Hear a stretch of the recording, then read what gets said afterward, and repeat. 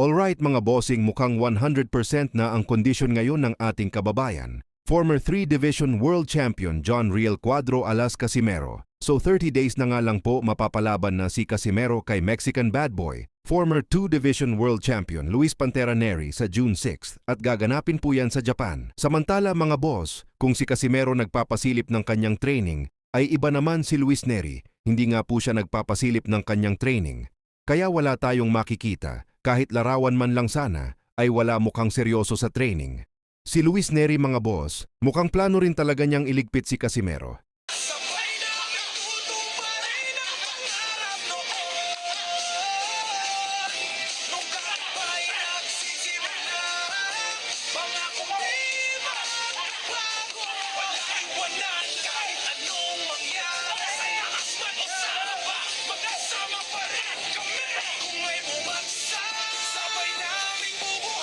Sa ibang balita naman mga boss, ayon sa The Ring ay pinaplano na ni kamahalang Turki Al Sheikh ang salpukan nila Naoya Inoue versus Jessie Bam Rodriguez para daw yan sa junior featherweight title ng The Ring sa Enero at gaganapin daw yan sa Japan dahil sa Japan raw ang may malaking kapasidad para sa mga manonood ng laban. Bukod dyan may special ring belt ang ide-design ng The Ring para sa matinding labanan. So kung mapapansin nyo mga boss ang laban nila, Naoya Inoue at Junto Nakatani ay nagmula sa super flyweight si Nakatani hanggang umakyat sa bantamweight, sabay umakyat sa super bantamweight. Galing sa mababang division si Nakatani, kapag natuloy ang Rodriguez versus Inoue mga boss ay ganun na ganun din ang tema. Katulad kay Nakatani, champion din si Bam Rodriguez sa super flyweight, tapos aakyat ng bantamweight. Mapapalaban si Rodriguez sa June 13 kontra WBA bantamweight champion na si Antonio Vargas. At kapag manalo dyan si Rodriguez mga boss, malamang dederetso na yan sa super bantamweight para sa planong salpukan nila ni Naoya Inoue.